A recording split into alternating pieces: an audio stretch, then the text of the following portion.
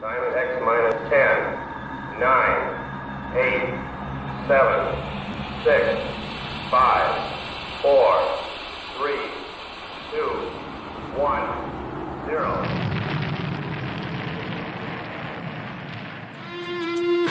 It's the Rocket Hour. Y'all are now tuned in. Time to hit the pick four that you'd love to win. If your money's coming slow, step on the faster track with your host, Ricky Pasternak. Let's go.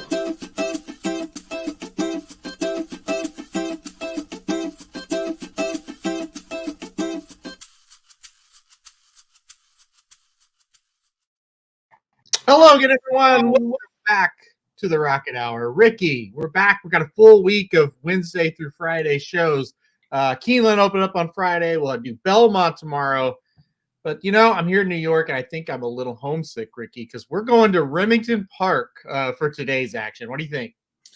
Well, for the record, I've never done Remington Park before, like cap the whole card. So this is going to be interesting. Hopefully we can make it a good one. Homesick, that's only that makes one of us because I've never even been to Oklahoma. So maybe I need to go someday. But yeah, I guess you're the one who said, let's do Remington. And I was like, are you sure? And you're like, yeah, why not? And I was like, all right, yeah, I might as well give it a shot. Not a ton else on the slate today. So we'll attack it, see what happens. We haven't been on the air since last Thursday. Mm-hmm. I haven't, at least. You have. So I'm excited to kind of get back. So let's get into it. There's some decent races with good horses as well. So I was a little surprised when I saw that. I try to tell you Remington Park has good races. You never listen to me. So, yeah, no, there are some good races. If you don't really know about Remington Park or what goes on there, the late pick four is actually a really, really good wager. It usually pays pretty decent. They run at night, and I think a lot of people just get really excited about this wager. So, this is probably the only time we do it, but it is kind of the time where we can put it in there. Obviously, Keeneland will be running next Wednesday, and we'll be covering that meet extensively. And like I said, they open up Friday, and so we'll be there Friday. But this week we thought, hey, we'll start Remington today, and then go Thursday Belmont, Friday Keeneland. So I'll quit talking about that, and I will open it up here. Races 6, 7, 8, and 9 is what we'll cover here at Remington Park. We start with race 6, and it's not the greatest race I would ever say. It's a field of 11 horses here to open us off. As I look at this, Oklahoma breds going 6 furlongs, 7-5 claimers here. Like I said, field of 11 seems to be wide open. I'll let you kick us off. Yeah, so I'll talk about just the top two for me, and then we'll see where we land. I thought the one, Honey Hush, was a little interesting. Just from the mere fact, if you look at the last race away from Broberg for Martin Lozano, who doesn't have great stats, but that's okay, ran at the 10,000 level, non-winners of 3 lifetime, but that was an open group, right? So facing runners that, in theory, I'm sure most were Oklahoma bred anyway, but you don't have to be. Now we're getting back to a level that's a drop down in class, kind of what we saw 2 starts back on September 4th when she was in Carl Broberg's barn. Ray Lou Gutierrez was riding. She was a 3-5 favorite. Disappointed when you finished second by almost 3 lengths there. But at the same time, I think we're going to get the value here. Aaron brought up the point that this thing can pay. I did some research on Remington Park just in terms of some payouts. I didn't watch races, but just to kind of see how these things usually play. And he was right. You can get a $200-300 score if things pan out that way.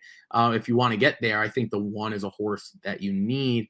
The other one that I thought that I needed to put on top was Cherokee Lass.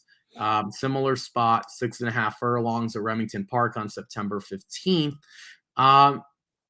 Was a little disappointing just because she didn't get there. If you're looking at the running line, started off 5th by 3rd, and she usually starts mid-pack towards the back, and then had 2nd by a half and never really made up that final ground. Never was really able to get the job done.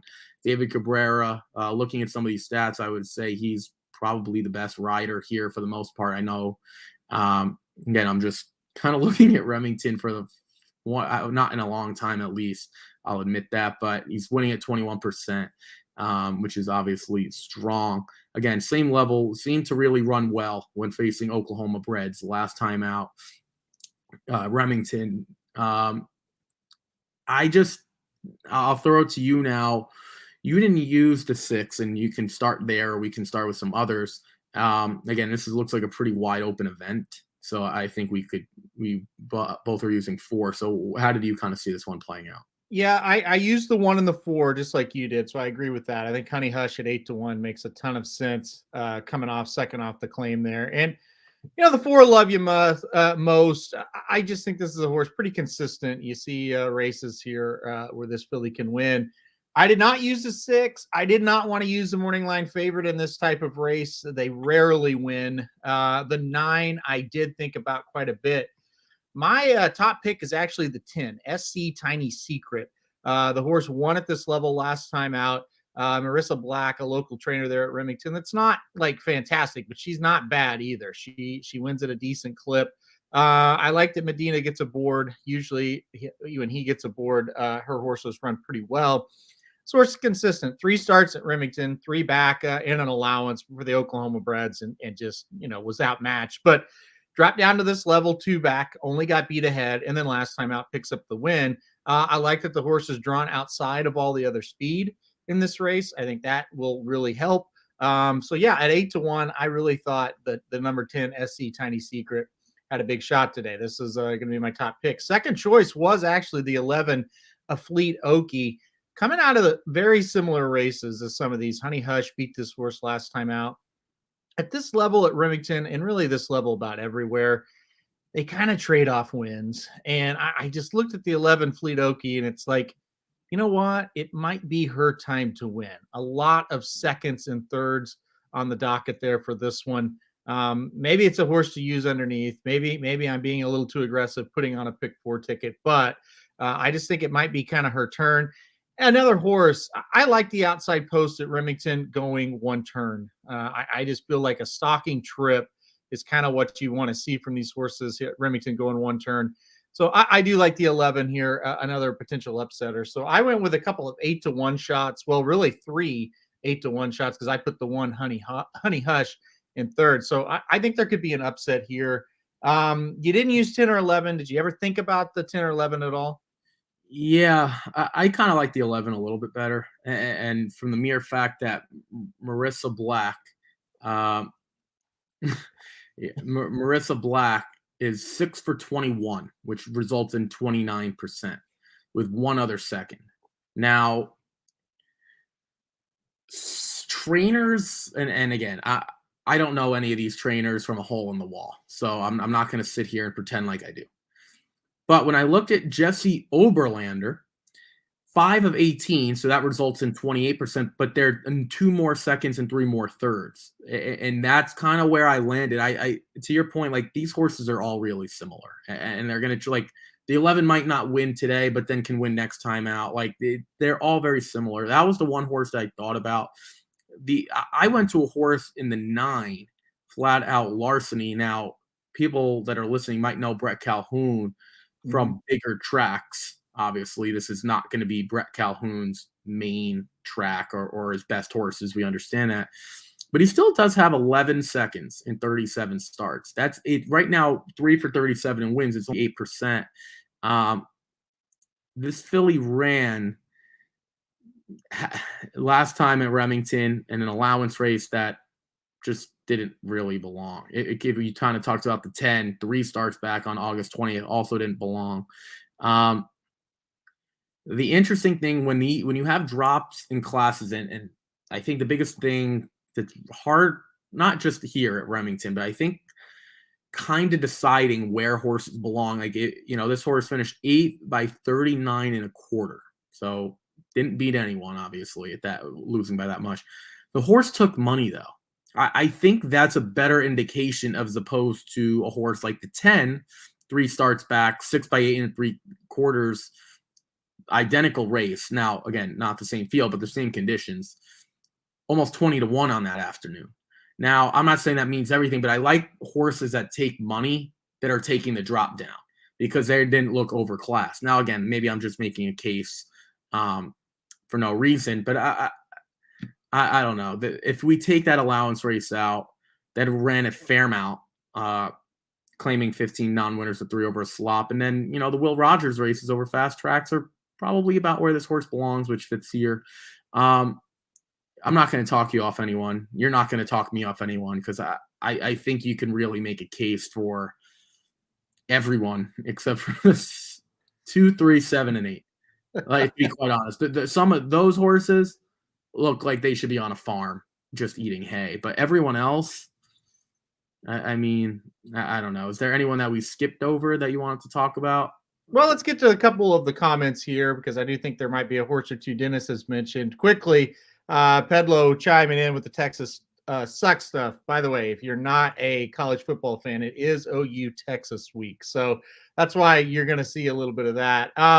Dennis, his comment on this race, I like the 6, 10, 11, 4, but the 10 was not much, a condition less really, and was even money last time out for the same level. And then he was agreeing, yes, absolutely, Ricky, you're correct. Then why does the jockey of the 11 go to the 10? Any thoughts on those comments? Usually, and this is at the tracks that I really follow. Again, I'm not going to sit here and say I follow Remington like Aaron does because I'd be lying. When you have a jockey in Jose Medina who's ridden both, and they didn't seem to be, they never faced each other. It's just kind of a connections play when it comes down to it. Now, Again, I'm not going to make fun of Remington because I didn't promise Aaron, but I'm not going to. These are not horses that are going to be running in stakes races where you're looking down the road saying, I hope I get this one again. So that we could throw that off the boat. It's more so, okay, maybe I have a better connection with Marissa Black than Jesse Oberlander. That's what it is. Yeah, he would know better than me. I would have said that for any track across the country. That's usually what it comes down to. Again, if you have stakes horses that it's like, okay, 3, 4, 5 months from now, maybe I want that mount. That's a different conversation. If any of these horses are in stakes races, I promise I will stop looking at horse racing the rest of my life because these horses are not stakes caliber. Marissa Black has more horses that have talent than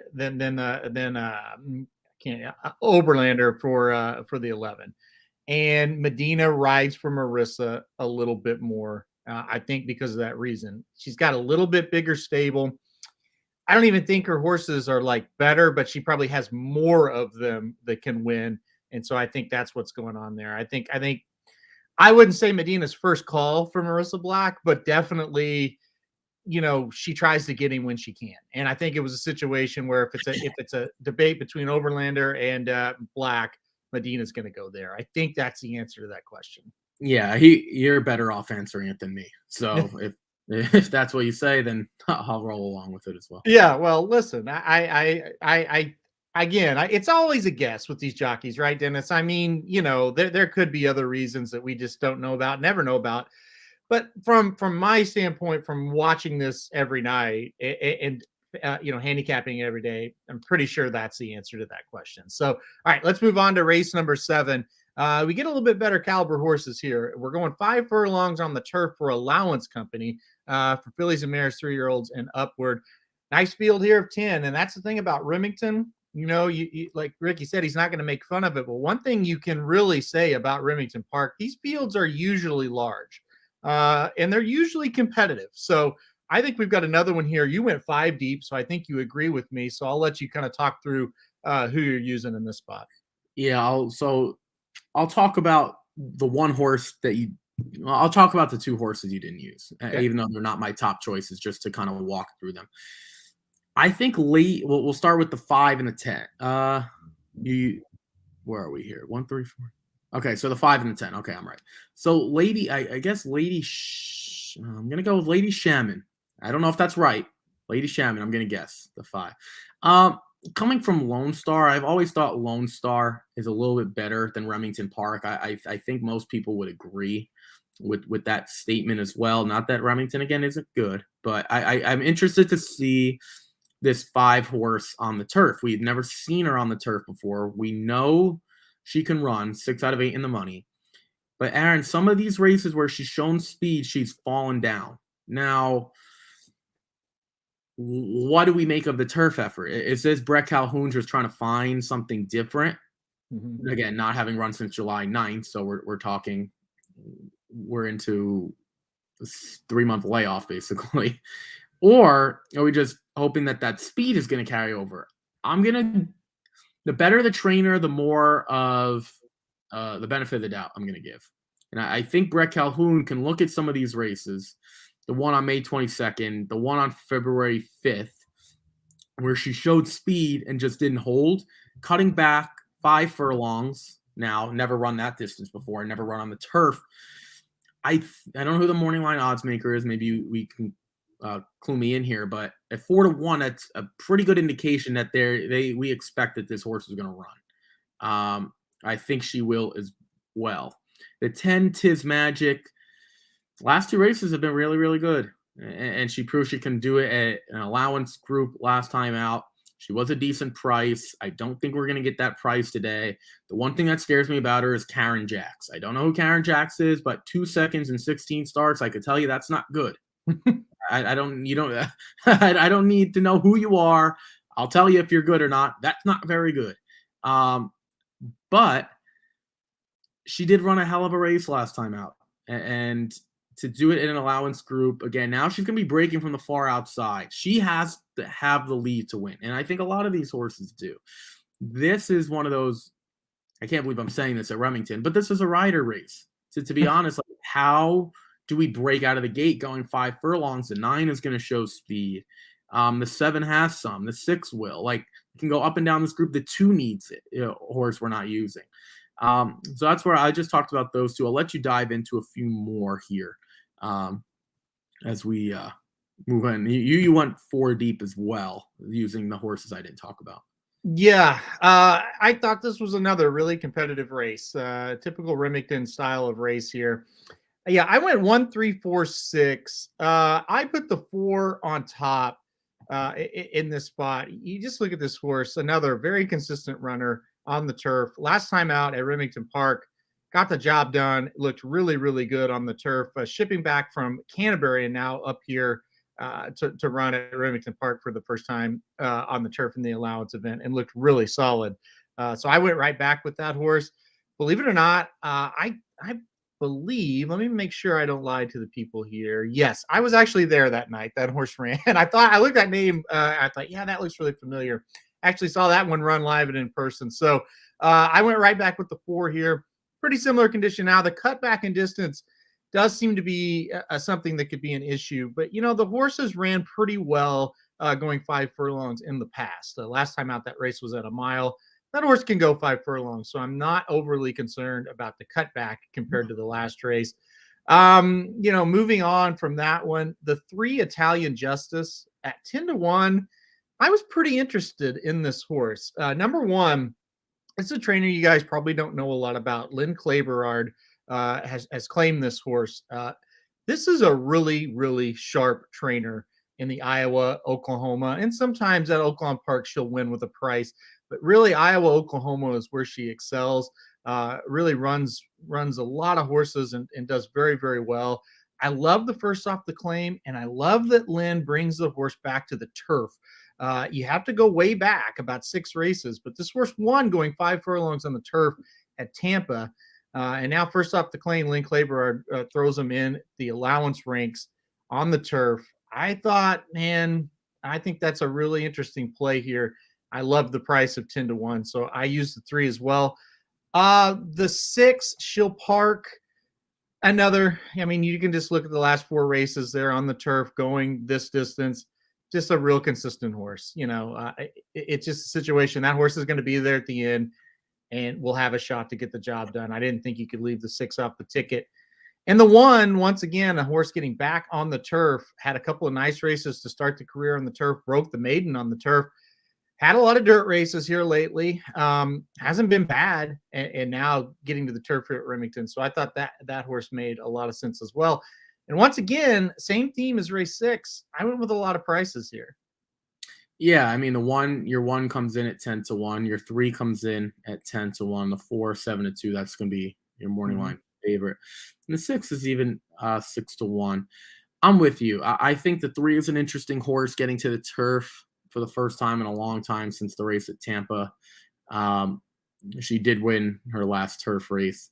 Has speed that should play out well.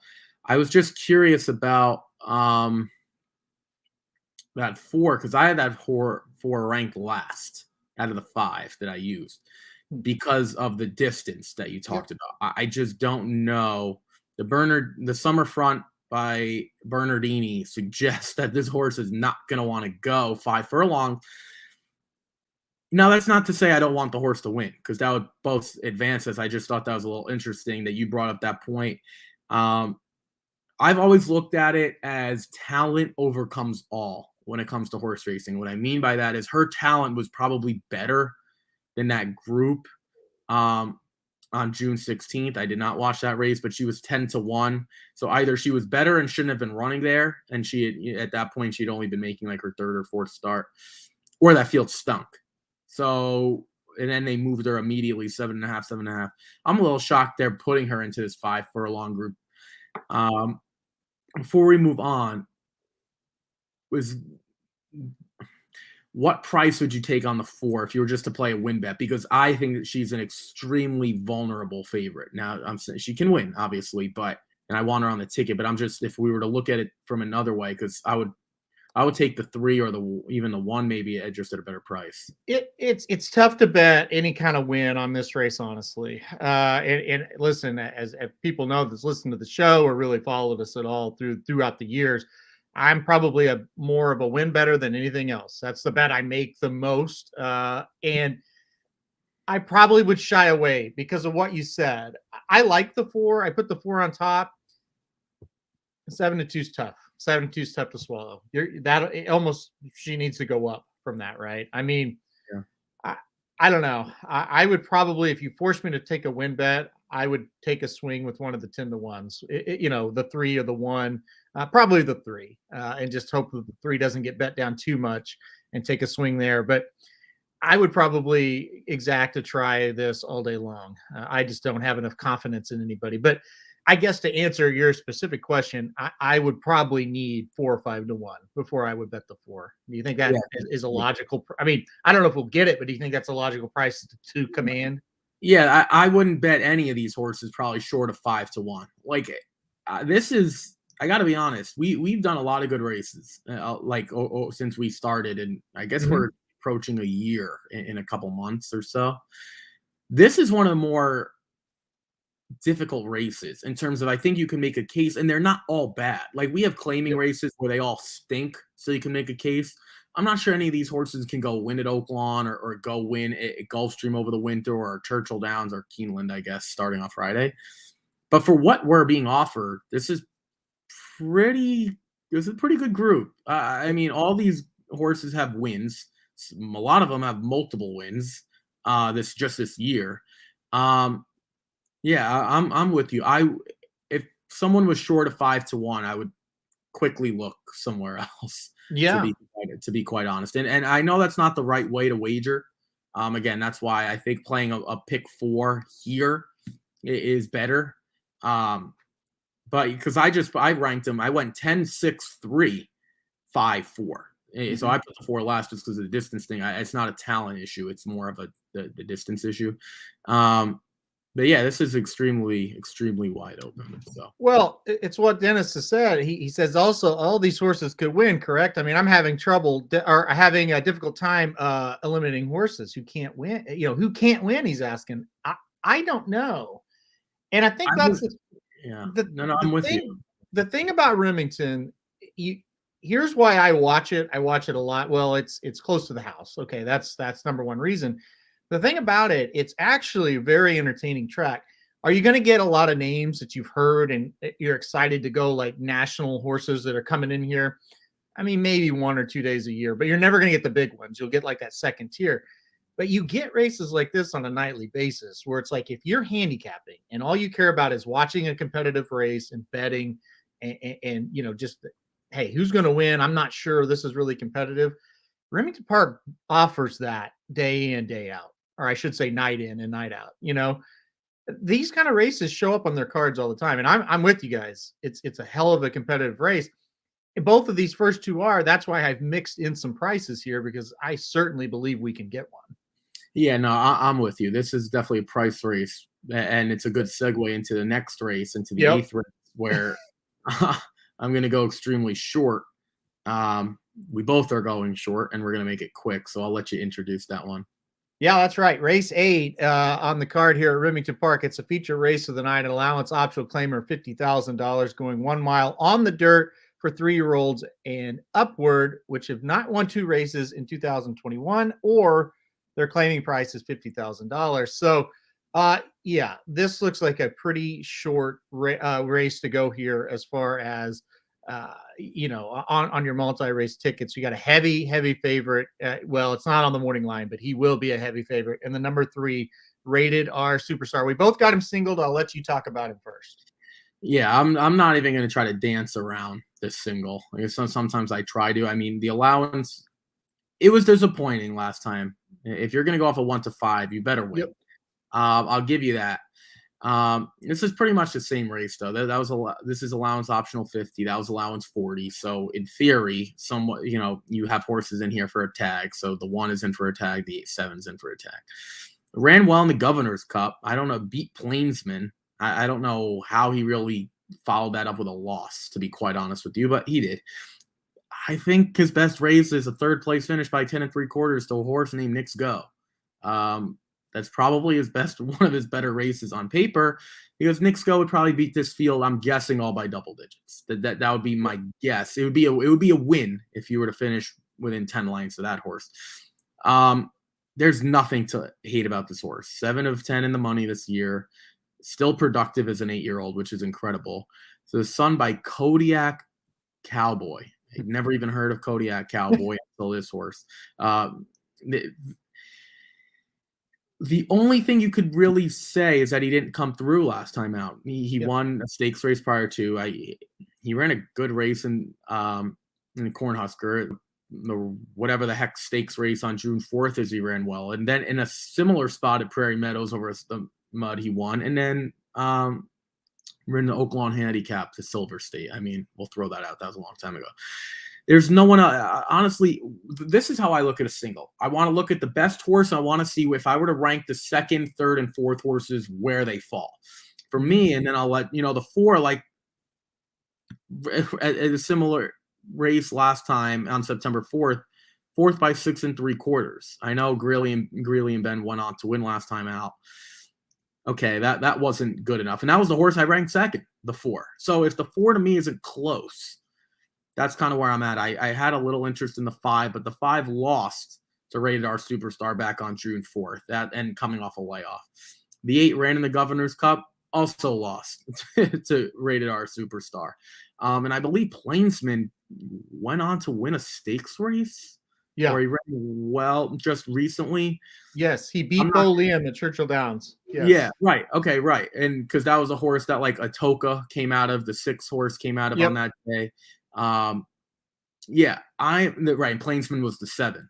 I have no interest in anyone else other than this horse. And I know he disappointed last time out, but I'll just throw it to you to add on or to detract from the rest of the field. I just don't know who else can beat him. That's how, to me, you get a single. Yep. Who do I like and who can beat him? If there's no one who you think could beat him, then there's your single, or her, depending on the situation. So that's just landed on 3. I know you did as well.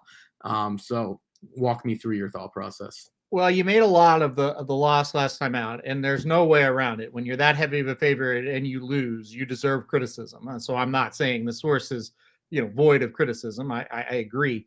What happened last time out, this horse likes to come from off of it.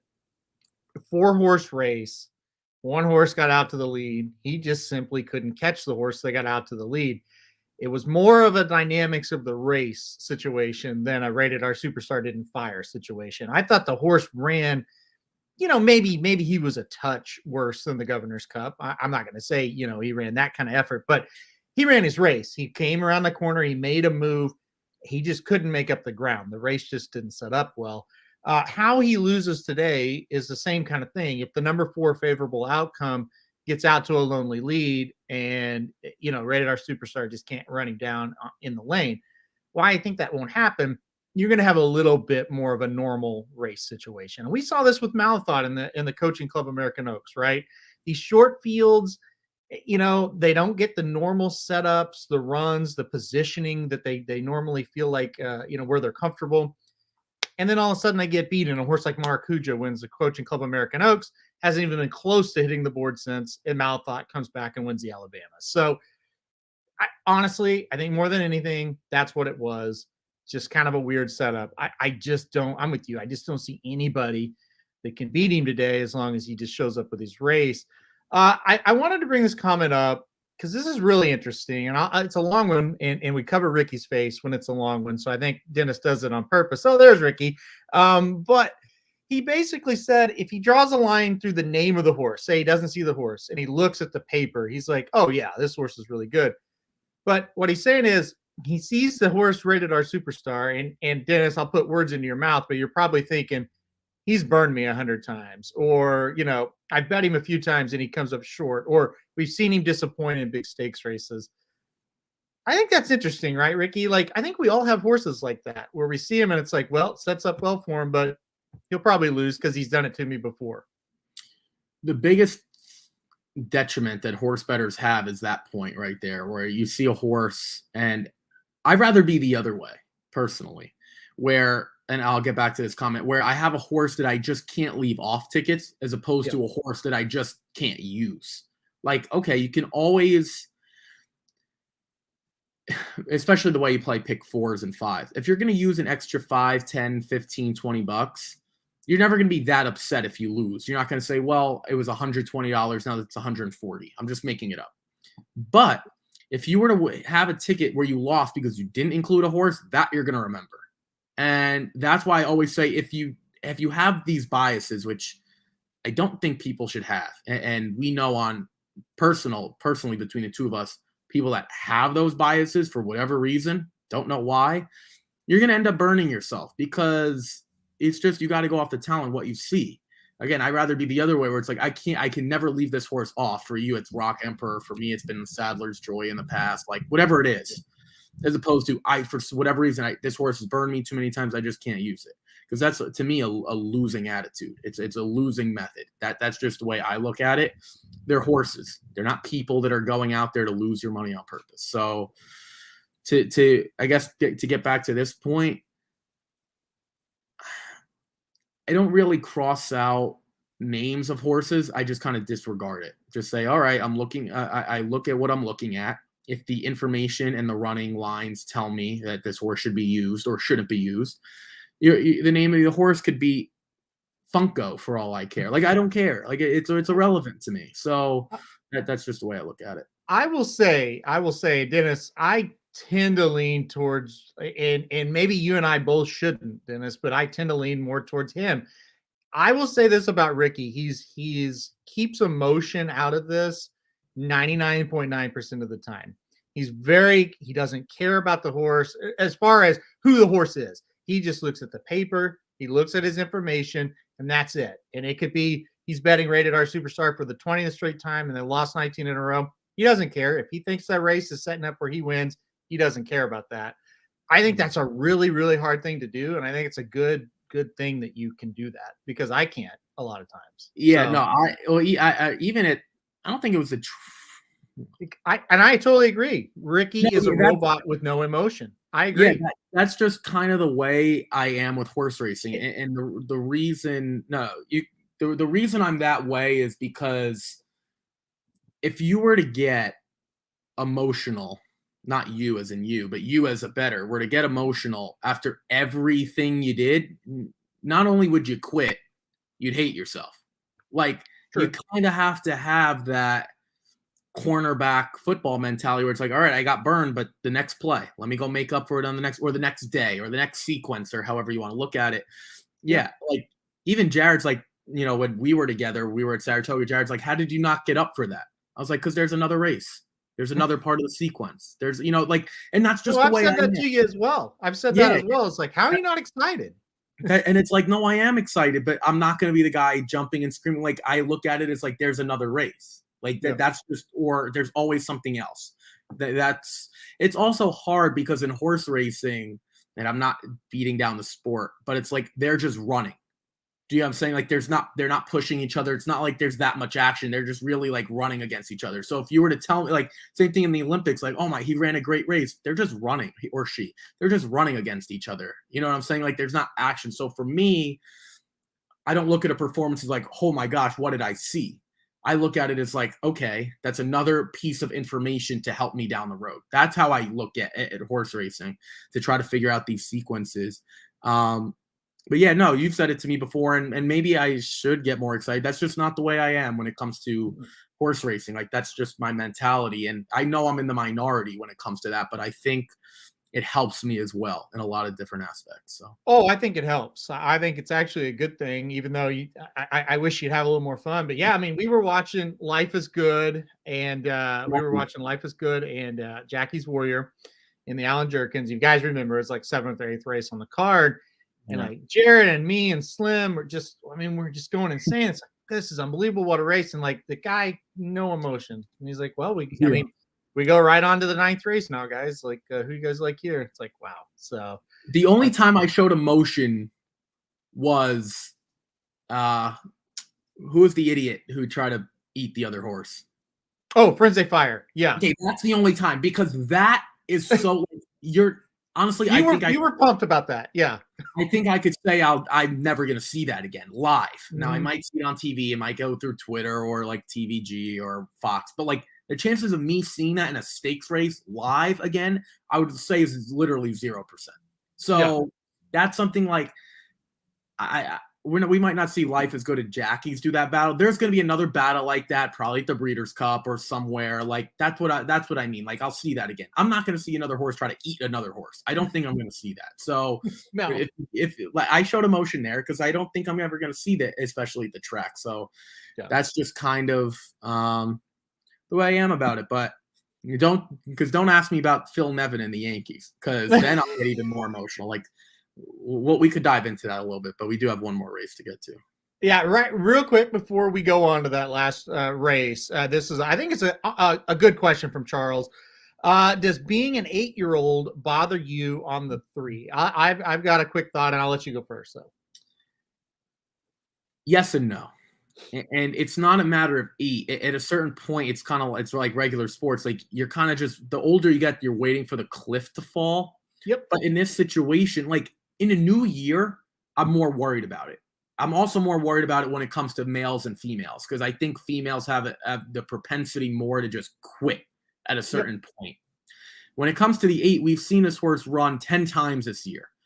If you want to tell me the horse is going to fall off a cliff in this one, well, there's not much I can do about it. And his bad races have been against much tougher.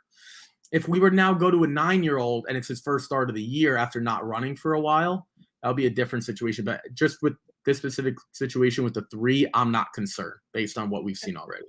Yeah, I think Ricky is correct. It depends, definitely, on the situation. I love older horses with this owner/trainer. They do a pretty good job with those. And you got very recent races where the horse has been pretty good. So in this specific situation, no, I'm not quite as worried. Some other situations, we definitely could get on here and sing a different tune. Dennis says, yes, it bothers me. Back to my other point, I have 6 years of memory on this horse. I thought that's a great comment. Yeah, well, exactly. So it's like, okay, I'll play devil's advocate, right? Or if someone says I'll play heads, I'll play tails. Okay, so who would we use to beat the 3? Again, I put the 4 as the second best horse. We want to make fun of the 3 for not winning at that price.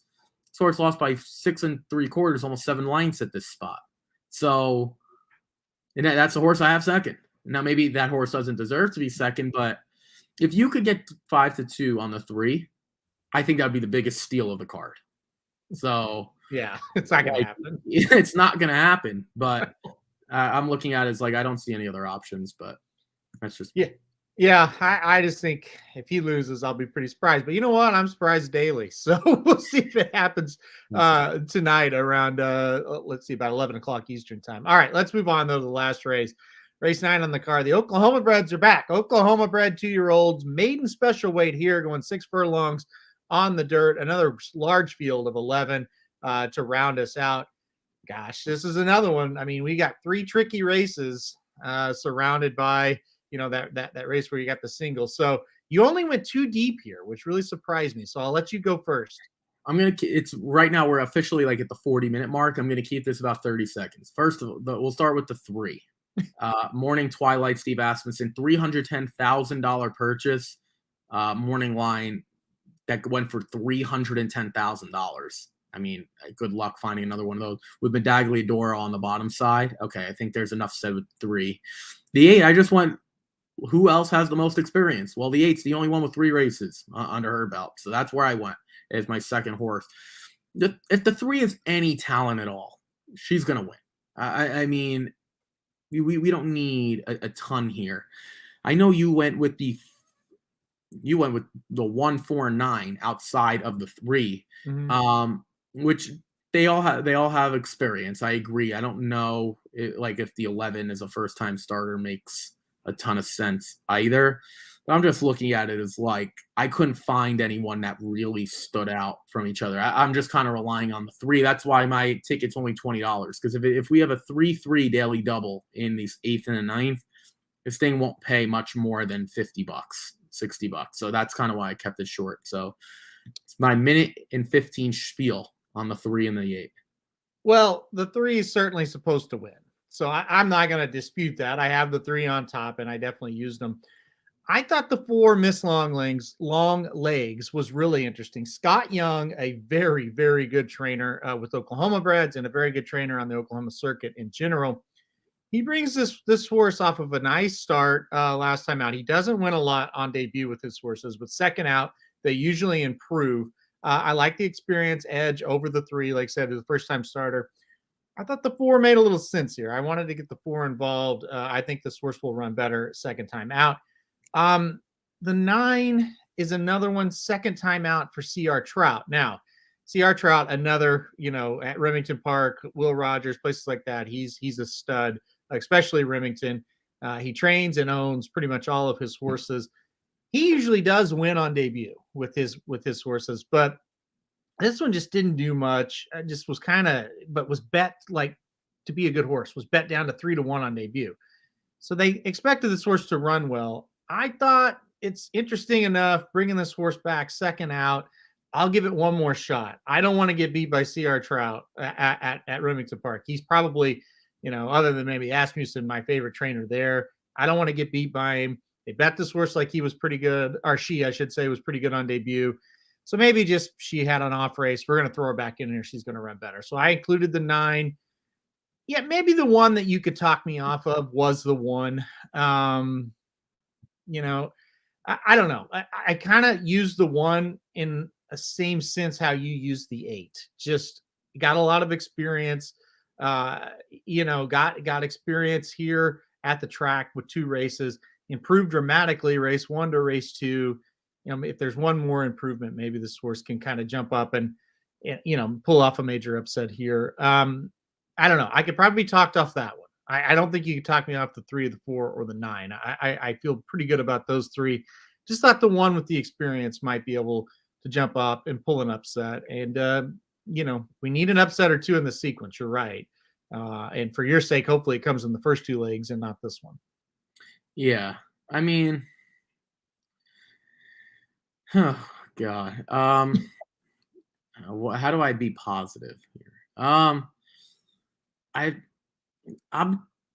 now that I'm thinking it is over, and maybe I'm getting in my own head, I want to ask you this. I was considering singling the 3 and making this like a $4 or $5 ticket. Yeah. The fact that they're debuting this horse here, do you think it's more so because it's an Oklahoma bred and this horse isn't very good? Because this horse was purchased in Florida at the Ocala breeding sales, $310,000 for an Oklahoma bred by Morning Line that stands for 3,500. Does that scare you? Yes, I always look at bad sires that go for a lot of money because that might just be one of the special ones.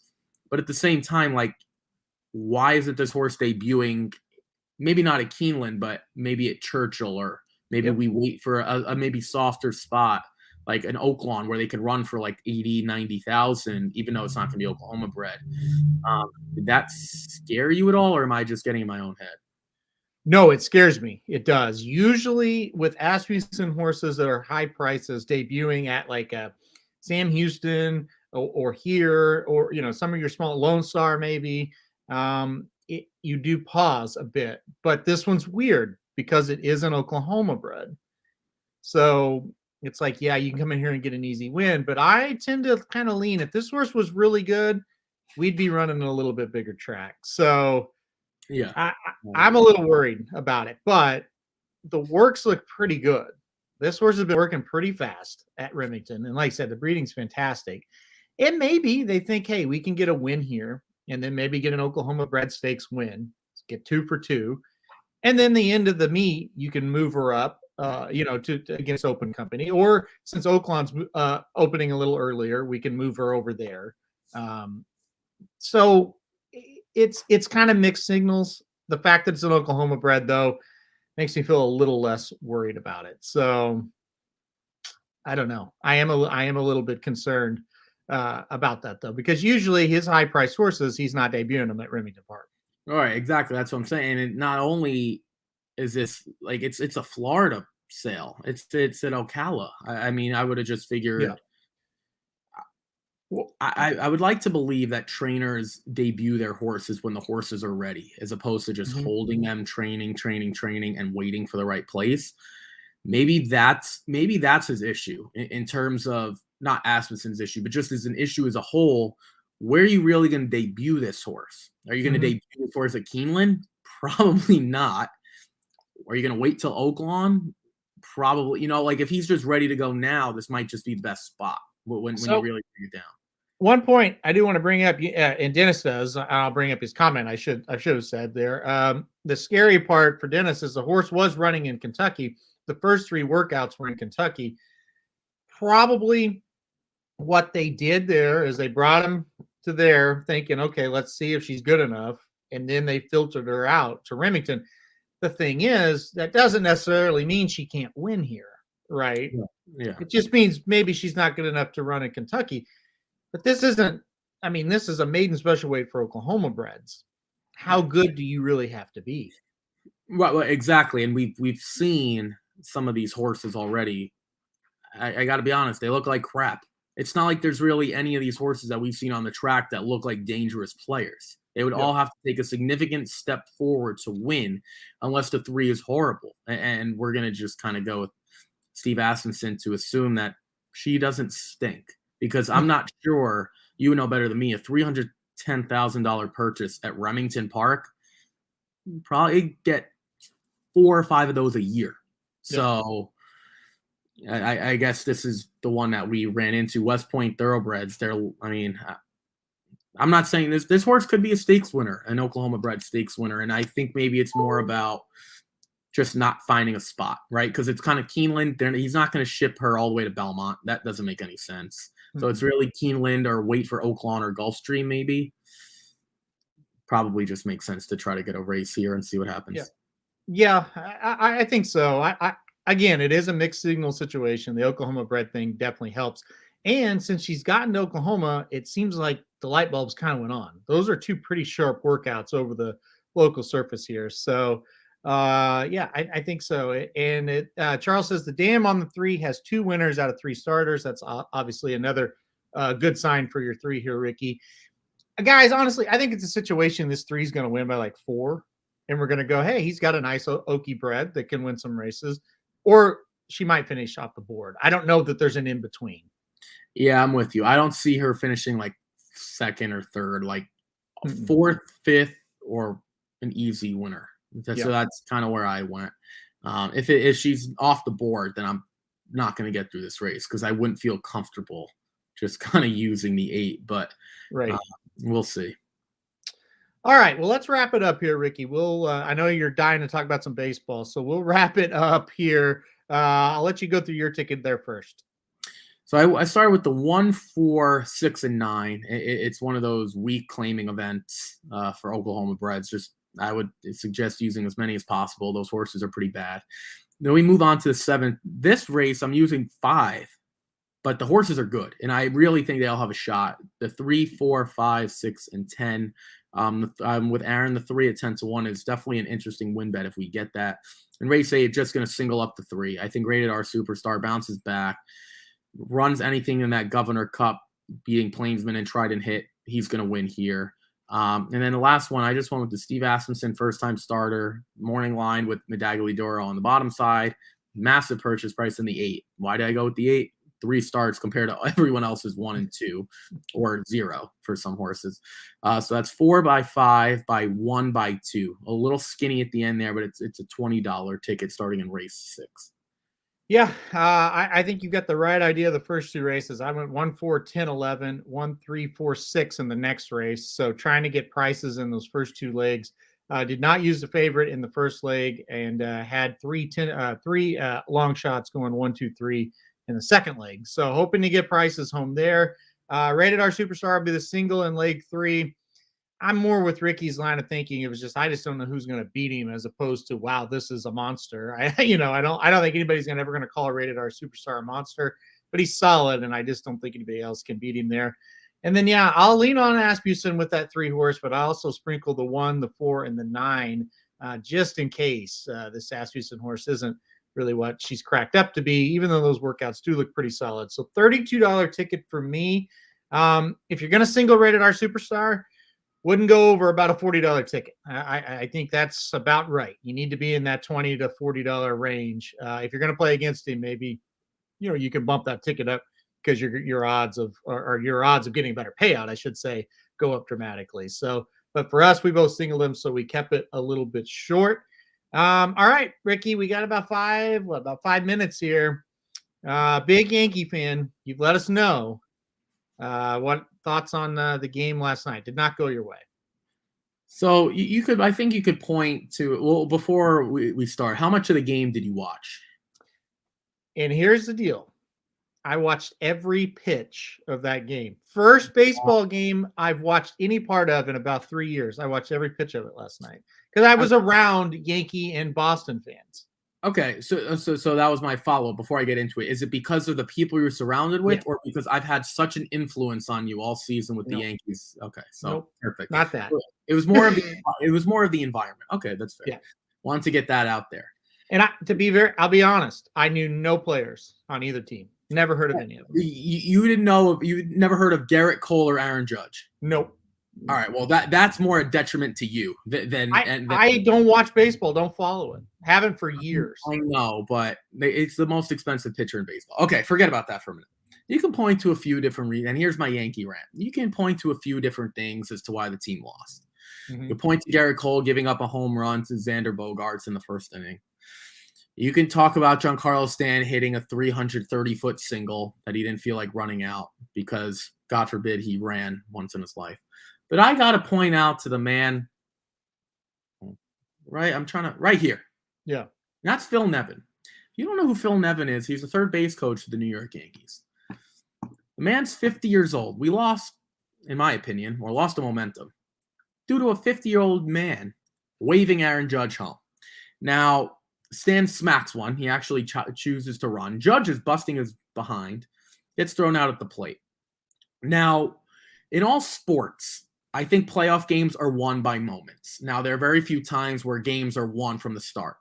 Now, for example, there are college football games where we see, okay, after one drive, this game's over, or one quarter, the game's over. I didn't think this was the case until I saw Phil Nevin waving home Aaron Judge last night. And I got to thinking to myself, well, okay, they showed they can get to Eovaldi, but what did they proceed to do? Walk everyone from the next moment on, and they continue to strike out when they're on offense.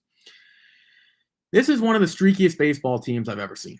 They can win 10 games in a row, and they can lose 3 games in a row. They just played the Rays, and they scored about 4 or 5 runs the whole series. They won on a walk-off infield single to send them to the playoffs.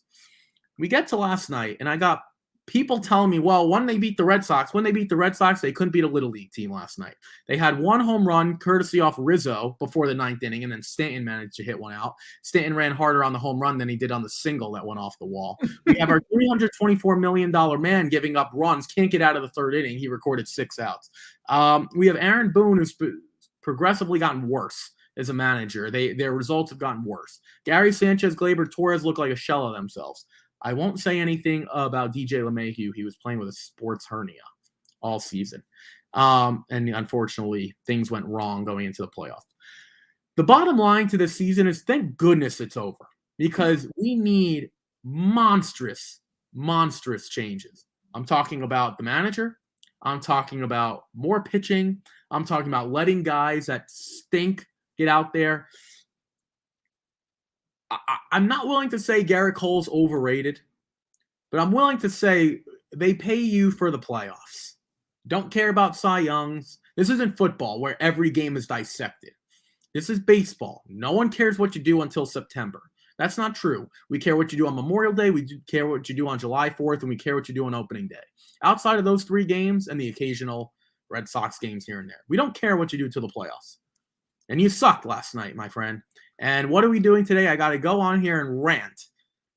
I haven't been this upset in a long time.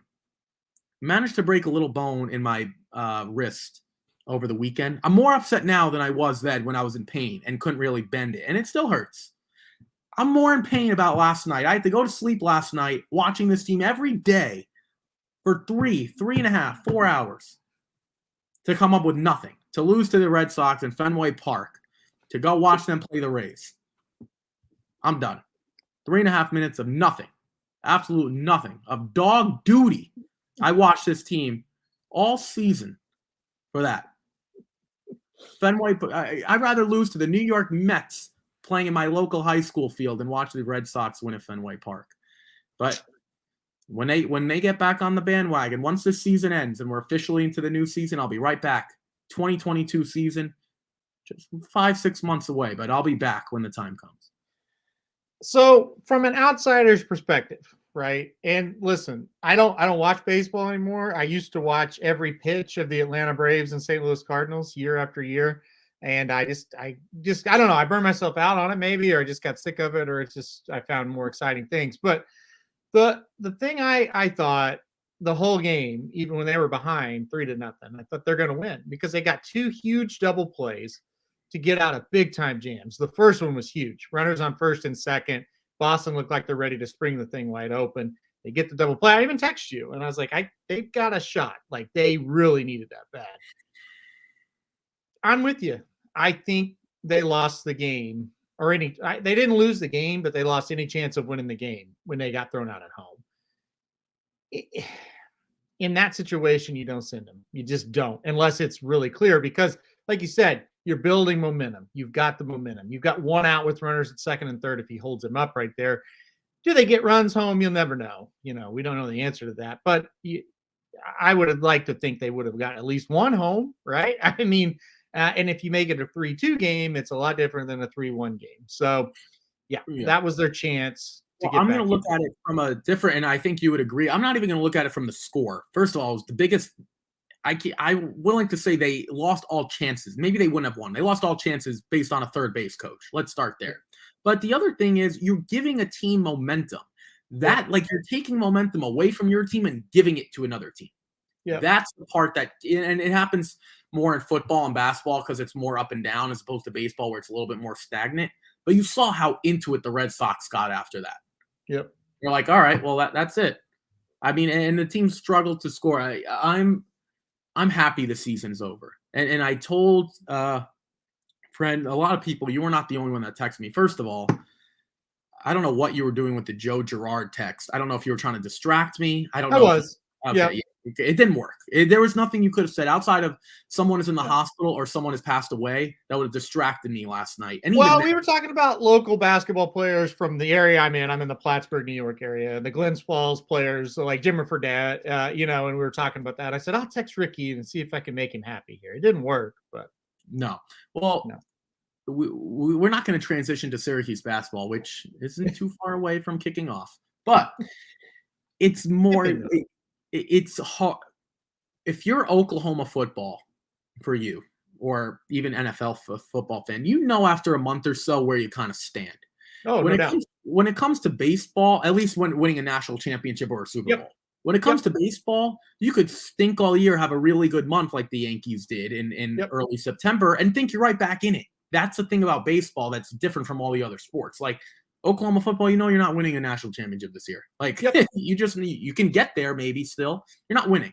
And it's baseball's interesting because it's so streaky. Like a couple pitchers, a couple hitters get hot, all of a sudden, the Cardinals won like 17 in a row or 16 in a row, whatever it was. They were way out of the playoffs before that streak. And all of a sudden they're playing the Dodgers, who won 105 games or 106 games, winner take all. So that's just kind of the way baseball is. And the Yankees just roped me back in. People have asked, are you a bigger Syracuse fan, Raven fan, Yankee fan? It's not even close. It's not even close. The Yankees, I will watch a Yankee game no matter what. If it's on TV, I will cancel plans to watch. And I canceled plans last night, and I got a 6-2 loss. So here I am, tail between my legs, waiting for next season. I've got two hopes. I don't have Syracuse football because they're a joke. I have the Ravens and Syracuse basketball. That's all I have left. My fantasy team is horrible. It's just the next thing I have to look forward to is the Breeders' Cup, which is like officially like a month away. So things are not going well right now in this house. Well, this was great. This was a great rant. This was a Papa Dude like rant. So I feel good for you there for getting to that level. Yeah, it wasn't a good night for you guys. I was with mostly Boston people, and they were happy. So sorry. Yeah, of course. Maybe they'll get their 5th World Series ring this year or whatever they. Ricky, here's the deal. You do have something to look forward to. It starts at 8:07 Eastern time tonight. It's Remington Park, race 1. That's what you have to look forward to. You handicapped the card, so you might as well watch it now. Yeah, I'll be watching it. I'll be. Oh, sorry, they don't have 5. They have 9. Well, they're a third of the way there. Maybe if they get 10, they'll be a little bit more than a third of the way to their 27. I'll watch Remington tonight. I'm gonna have to set those alarms because I won't be watching for 2 hours. I'll put it on right before the race goes off. I'll watch 2 good baseball teams in the Cardinals and Dodgers. Yep. I'm gonna watch, instead of 1 good team in the Red Sox and 1 bad team, I'll watch 2 good teams, and maybe I'll be excited. Well, it's a good, obviously the Cardinals would be my team if I had a Major League Baseball team. And I have a lot of friends that love the Cardinals, and they're pumped. So yeah, we'll see. They were dead, they were bitching to me all year. And then, like I said, win 17 in a row, all of a sudden they're in the playoffs. So see what happens. See if they can beat the Dodgers tonight. I doubt it. But Adam Wainwright, actually a guy that when I was still watching baseball, was pitching. He's still around. So I may watch it tonight, just to watch my boy Adam Wainwright pitch. But all right, guys, we're going to sign off for today. I think we've done enough. We got the Ricky rant. We gave you the pick 4s for Remington. We'll see how it turns out tonight. I'm super stoked, as always, for this card. We'll be right back here tomorrow with Belmont, and then Friday we'll be talking Keeneland. We'll probably talk a little bit of Breeders' Cup winning your ends, those final bunch on Friday as well. So a lot going on. Thanks everybody for tuning in today. Good luck if everybody's playing the horses today. And hopefully we can help you cash that pick 4 tonight at Remington Park.